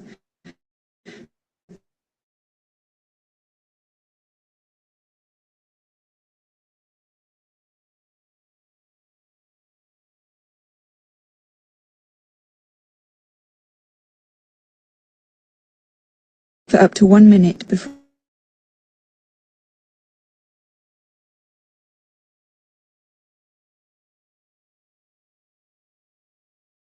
attempting to intubate. Standing position. Twist the Kayaknya nge-lag. laryngoscope slightly until the tip of the epiglottis can be seen posterior to the Jadi back of the bisa tongue. diminta sama Advance the tip of the Mas laryngoscope Made blade untuk into the vallecula between the epiglottis apa videonya.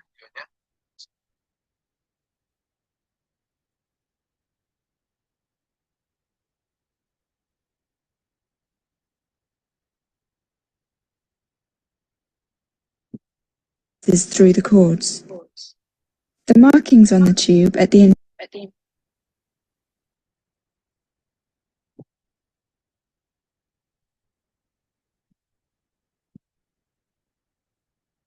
Nah, ini ada dua alat bantu jalan napas yang termasuk kelas itu ada LMA, kemudian ada esophageal tracheocombitube, Jadi kalau yang laryngeal mass itu atau LMA itu pasti teman-teman sudah sering lihat. Yang jarang dilihat biasanya ada tracheal combitube. Jadi kalau tracheal combitube itu selain yang bisa masuk ke dalam apa namanya, ke dalam saluran pernapasan, nah, ada juga yang bisa kita masukkan alat untuk suction. Nah, jadi saat pasiennya banyak ETT-nya, nanti di situ bisa lakukan di connecting ke suction langsung. Jadi bisa masuk ke saluran apa namanya, esopagusnya. Jadi selain ke apa namanya, ke saluran pernapasan, ada juga ke saluran pencernaannya. Jadi ada dua cabang di situ, combitube.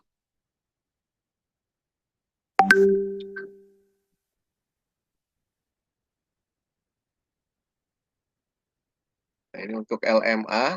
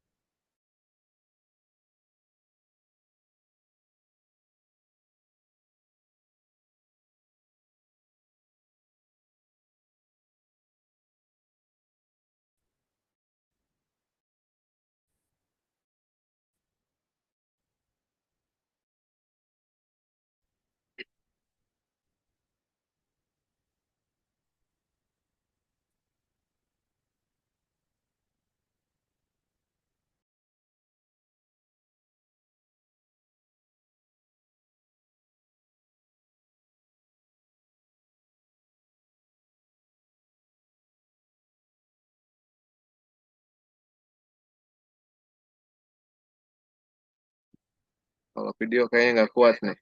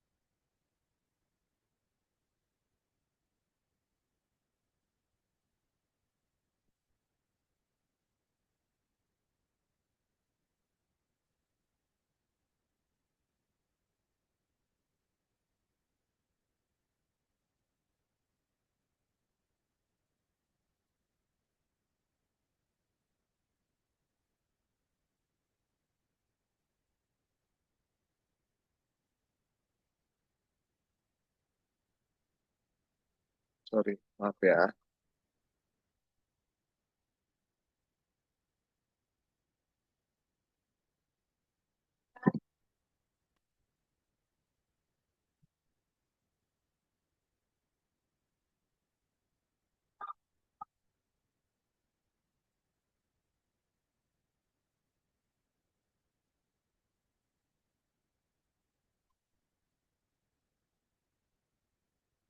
Untuk terapi oksigen, lakukan pemeriksaan fisik, inspeksi, palpasi, auskultasi, dan perkusi.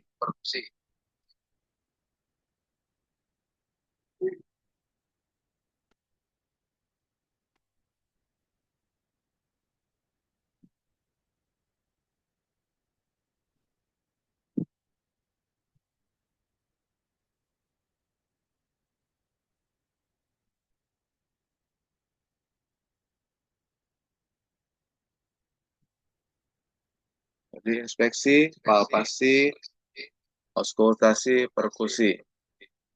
Dan juga pada gangguan pernapasan, yaitu pasiennya tampak dyspnea atau kesulitan pernapasan, pasiennya sesak, kemudian batuk atau hemoptisi, batuk berdarah. Kemudian hemoptisi sering terjadi pada pasien hematotorak dengan perdarahan masif. Kemudian adanya nyeri dada yang mengakibatkan penyempitan jalan napas, kemudian terdengar suara stridor, kemudian gelisah, distensi vena jugularis, adanya deviasi atau pergeseran trakea, dan pengembangan dada tidak simetris. Itu dari hasil inspeksi biasanya. Kemudian bisa juga pasien tampak sianosis atau apa lagi ya? Ini penyebab gangguan pernapasannya biasanya karena ada open pneumotorak, tension pneumotorak, masif hematotorak, dan pleural chest. Untuk open pneumotorak, nah itu biasanya terjadi karena ada rongga yang terbuka. Jadi di bagian dadanya ada udara yang keluar masuk karena ada lubang di rongga dada sehingga terjadinya adanya aliran udara yang masuk antara di dalam dada sama yang di luar dada. Itu pasien akan mengalami, kalau pasien tension pneumotorak, paru-parunya itu akan mengecil. Jadi karena mengecil, umpamanya ini digambar ada luka di dada sebelah kiri pasien. Sebelah kiri pasien ada lubang, kemudian terjadinya udara masuk ke dalam paru-paru sehingga di lapisan pleuranya itu ada kebocoran. Nah, yang mendorong paru-paru menjadi ke sebelah kanan pasien. Nah, karena terdorong biasanya akan terjadi tampak deviasi trakea atau trakeanya bergeser. Itu tanda pada pasien yang open pneumotorak. Nah, begitu juga pada pasien-pasien yang tension pneumotorak. Biasanya ada deviasi trakea. Terus kemudian adanya peningkatan vena jugularis.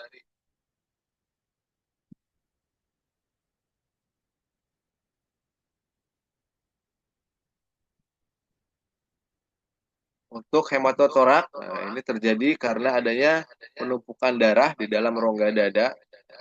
Penyebabnya macam-macam, karena tadi bisa adanya karena ada open pneumotorak sehingga menjadi penumpukan darah di dalam rongga dadanya. Kemudian yang berikutnya adalah flare chest. Flare chest ini disebabkan karena adanya tulang iga yang patah. Nah, bisa dikatakan flare chest apabila tulang yang patahnya itu lebih dari 3 segmen. Nah, kalau sudah 3 segmen, nah itu baru bisa dikatakan flare chest. Nah, tapi biasanya kalau masih patahnya hanya 1 segmen saja, jadi ada 1 tulang iga yang patah, nah itu biasanya tidak terjadi, tidak tampak flare chest-nya itu. Yang dimaksud flare chest itu adalah jadi saat pasien melakukan inspirasi, nah kemudian di bagian tulang-tulang yang patahnya itu, yang 3 segmen yang patah itu, nah saat kita inspirasi seharusnya dada mengembang kan. Nah, kalau ada tulang yang patah lebih dari 3 segmen, nah bagian tulang yang patahnya itu tidak ikut ngembang, jadi dia tertinggal. Nah, itu makanya disebut flail chest. Jadi ada iga yang melayang. Saat dia ekspirasi, harusnya dadanya kembali ke posisi normal. Nah, mengecil kembali. Nah, ini bagian yang patah itu tertinggal, malah jadi mengambang di atas. Nah, jadi ketinggalan saat pasiennya inspirasi dan ekspirasi, jadi posisi yang patahnya itu tidak ikut menggembang atau mengempis. Jadi posisinya stuck begitu-gitu aja. Nah, itu bisa terlihat kalau tulang iga yang patahnya itu lebih dari 3 segmen tulang. Nah, dari 1 segmennya itu ada 2 patahan. Nah, baru bisa terlihat failed chest.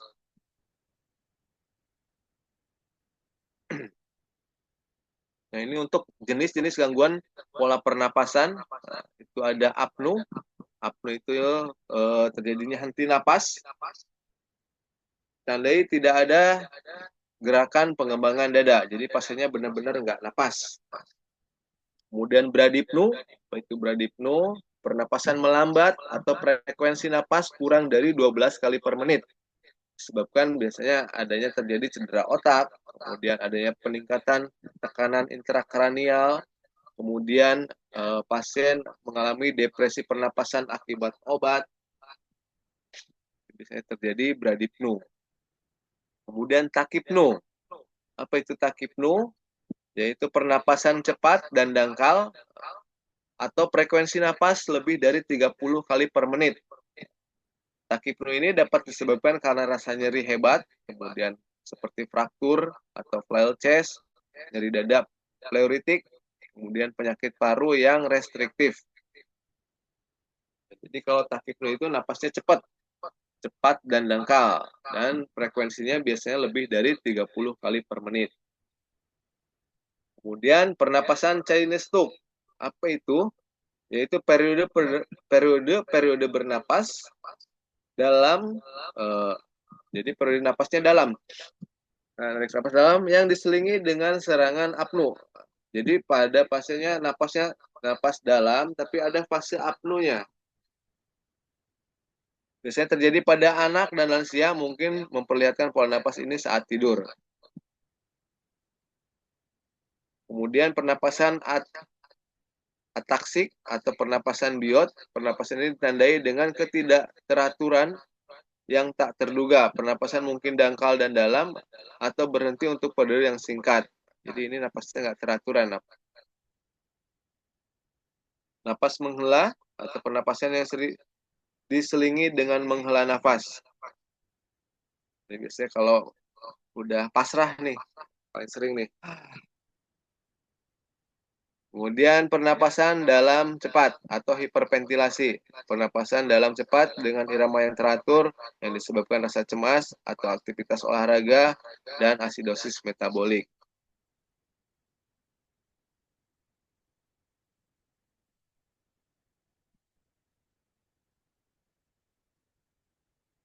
Jadi terapi oksigen adalah memberikan aliran gas lebih dari 21% sehingga konsentrasi oksigen meningkat di dalam darah. Jadi kalau kita bernapas tanpa tambahan oksigen atau napas udara yang sedang kita hirup ini tanpa bantuan oksigen, normalnya itu adalah udaranya itu sebanyak 21%. Jadi 20% dari alam, kemudian 1%-nya itu adalah dari atmosfernya. Jadi 21%. Kalau ditambah fraksi oksigen, 1 liter, setiap 1 liter peningkatan fraksi oksigen itu adalah kenaikannya 4. Jadi 21 ditambah 4. Nah, jadi fraksi oksigen dalam 1 liter adalah 25. Karena yang tanpa oksigennya 21%, ditambah oksigen 1 liter, 1 liter oksigen itu peningkatan fraksinya itu adalah 4. Nah, jadi 21 ditambah 4. Faktor-faktor yang mempengaruhi fraksi O2, yaitu pola ventilasi, aliran oksigen, dan reservoir.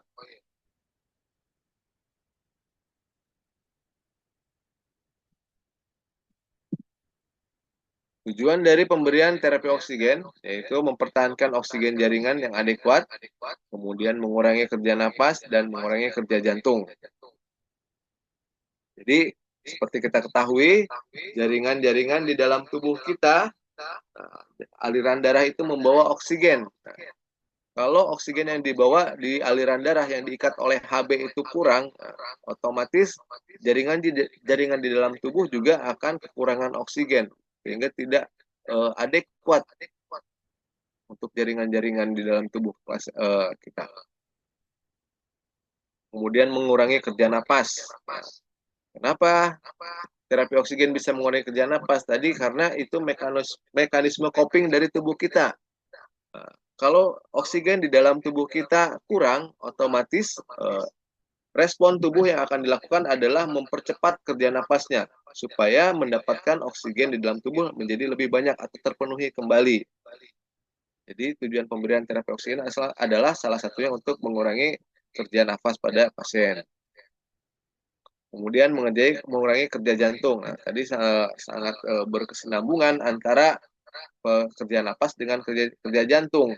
Jadi karena oksigen di dalam darah kurang, otomatis darah akan bekerja semakin cepat supaya di aliran darahnya itu Hb yang di dalam aliran darah itu membawa oksigen lebih banyak lagi dengan cara tadi napasnya cepat, dengan efek napas cepat jantung juga akan bekerja lebih cepat supaya jaringan-jaringan di dalam tubuh itu bisa terpenuhi kebutuhan oksigennya.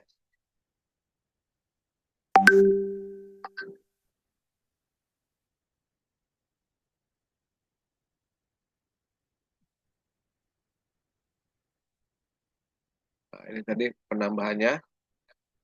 Jadi 1 liter itu nambahnya 24 sampai. Jadi di sini penambahannya itu 3 setiap 1 liter itu adalah 3%.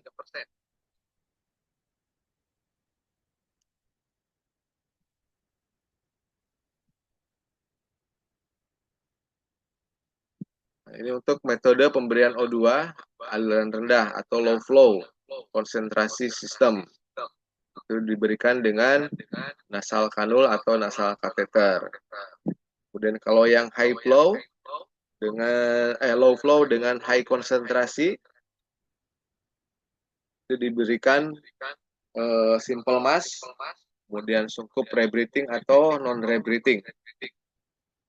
Ini kalau low flow high konsentrasi. Tadi kalau low flow low konsentrasi itu ada nasal kanul. Kemudian ada high flow dan low konsentrasi. Nah, ini yang dipakai adalah Venturi mask, kemudian ABN atau alat bantu napas atau bagging. Jadi bagging itu ada masuk ke dalam high flow tapi low konsentrasi. Kemudian ada lagi high flow dan high konsentrasi, yaitu headbox, kemudian CPAP. Nah, ini CPAP biasanya dipakai pada pasien-pasien anak di NICU. Kemudian ada sungkup CPAP, kemudian ada ventilator mekanisme invasif.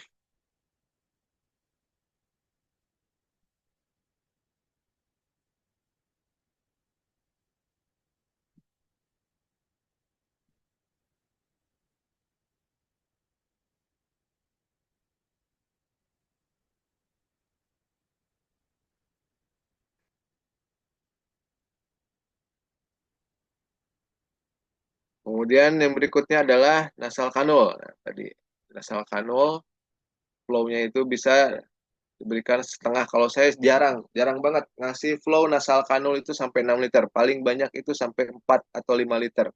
Karena biasanya pasien kalau udah 5 liter aja udah nggak nyaman biasanya kalau dipakai nasal kanul. Dan fraksinya antara 24 sampai dengan 44%.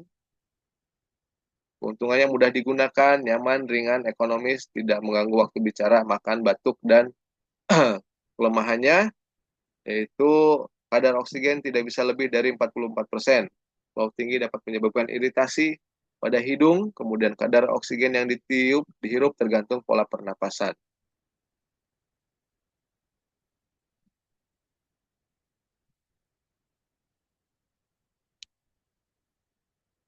Kemudian ini dengan oksigen mask, tadi pakai simple mask atau pakai rebreathing dan non rebreathing.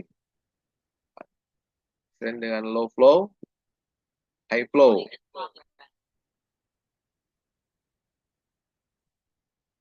Kemudian yang high flow-nya ada venturi mask, BVM, ventilator, kemudian high flow nasal kanul atau HNFEC. HFNC.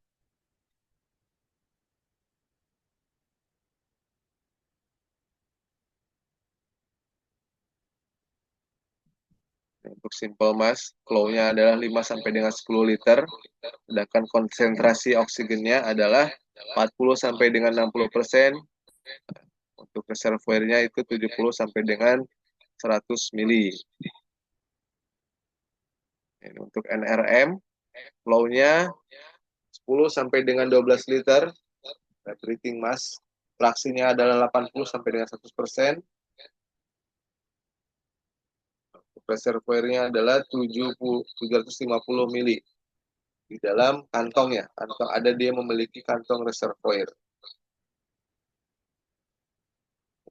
Ini rebreathing mask untuk gambarnya. Venturi mask. Ini biasanya ada didasarkan pada warna. Jadi di Venturi mask itu ada warna-warnanya. Nah, untuk pemberian pemasangan alatnya itu nanti kalau mau yang hijau, nanti bisa diputar warna hijau. Kalau warna hijau itu konsentrasinya 24%, 26 sampai dengan 30. Sedangkan kalau yang warna putih itu 35, 40 sampai dengan 50%. Tapi ini jarang sekali dipakai di rumah sakit. Biasanya kalau udah mentok di NRM, udah langsung intubasi. Nah, ini contoh Venturi mask. Nanti alatnya disambung, nanti mau konsentrasinya berapa nih. Jadi ada warnanya.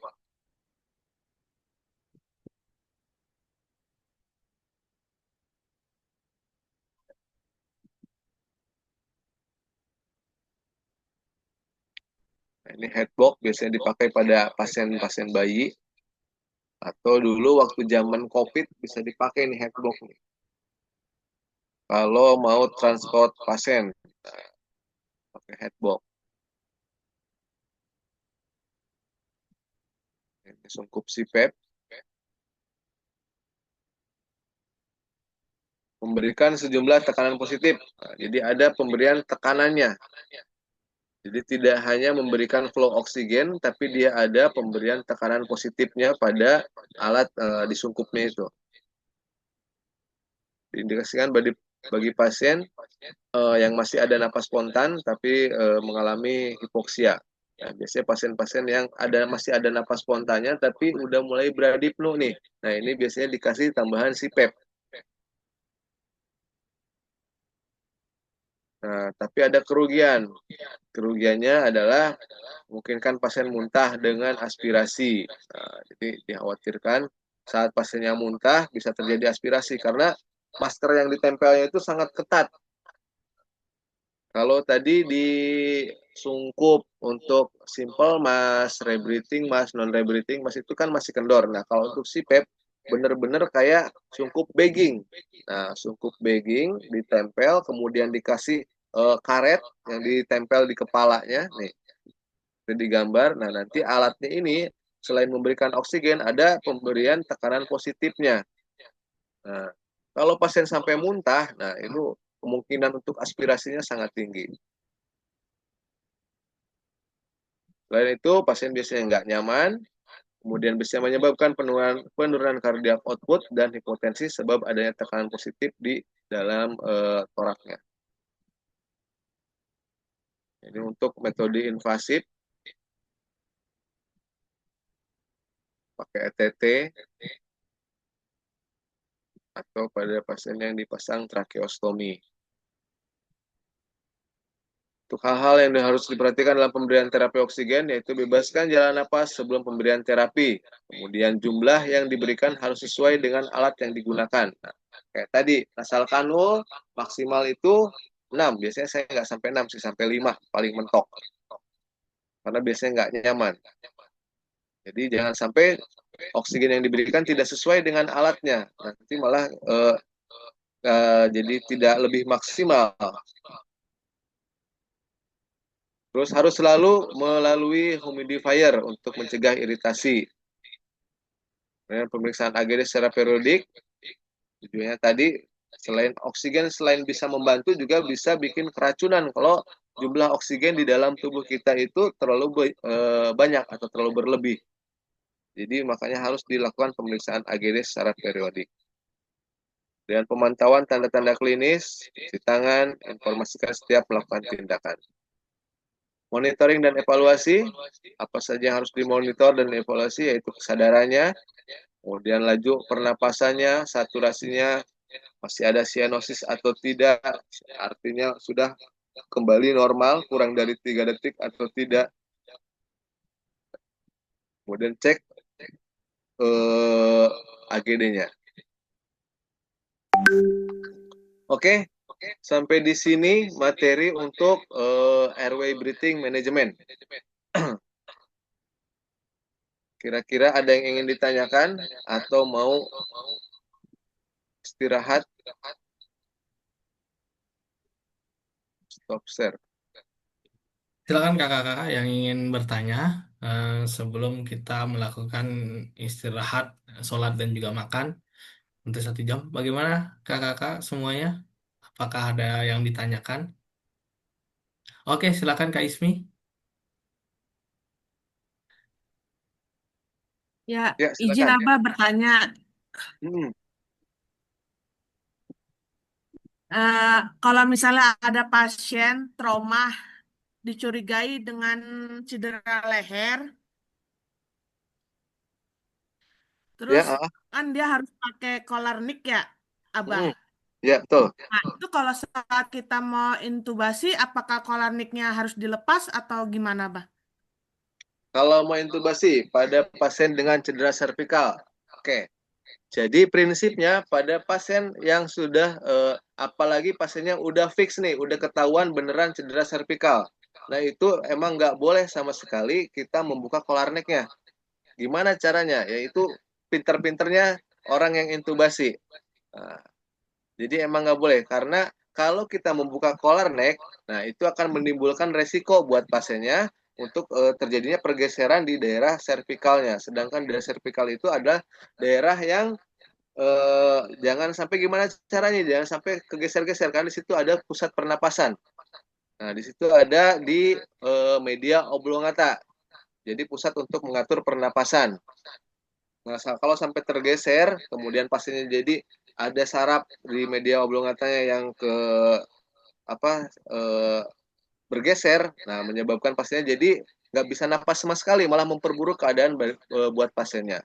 Jadi memang kalau bisa diintubasi pakai laringoskop, nah itu ada kita punya alat di anestesi namanya video laringoskop. Gimana caranya kalau pasien-pasien yang susah sulit airway. Jadi airway-nya itu jalan napasnya nggak bisa kelihatan. Nah itu bisa pakai video laringoskop atau kita bisa konsulkan ke bagian nanti bisa pasang ETT pakai alat namanya fiber optik. Biasanya alat bronkoskopi. Nah, itu bisa kita pakai untuk tindakan intubasi. Jadi nanti ETT-nya disambungkan ke fiber optiknya di alat buat bronkoskopinya. Nah, nanti sambil dimasukkan alatnya bisa melalui mulut, bisa melalui hidung. Nanti saat udah masuk ke dalam trakea baru nanti ETT-nya dimasukkan. Jadi sebisa mungkin kalau pasien-pasien yang dicurigai ada fraktur servikal jangan dicopot itunya. Karena itu beresiko akan memperburuk kondisi pasiennya. Siap, izin. Terima kasih, Abah. Ya, sama-sama. Bagus sekali nih pertanyaannya. Silakan ada yang ingin bertanya lagi mungkin terkait dengan SPGDT juga yang bagi yang baru keinget terkait dengan materi yang tadi. Sebelum kita lagi satu pertanyaan mungkin sebelum kita istirahat, sholat dan juga makan.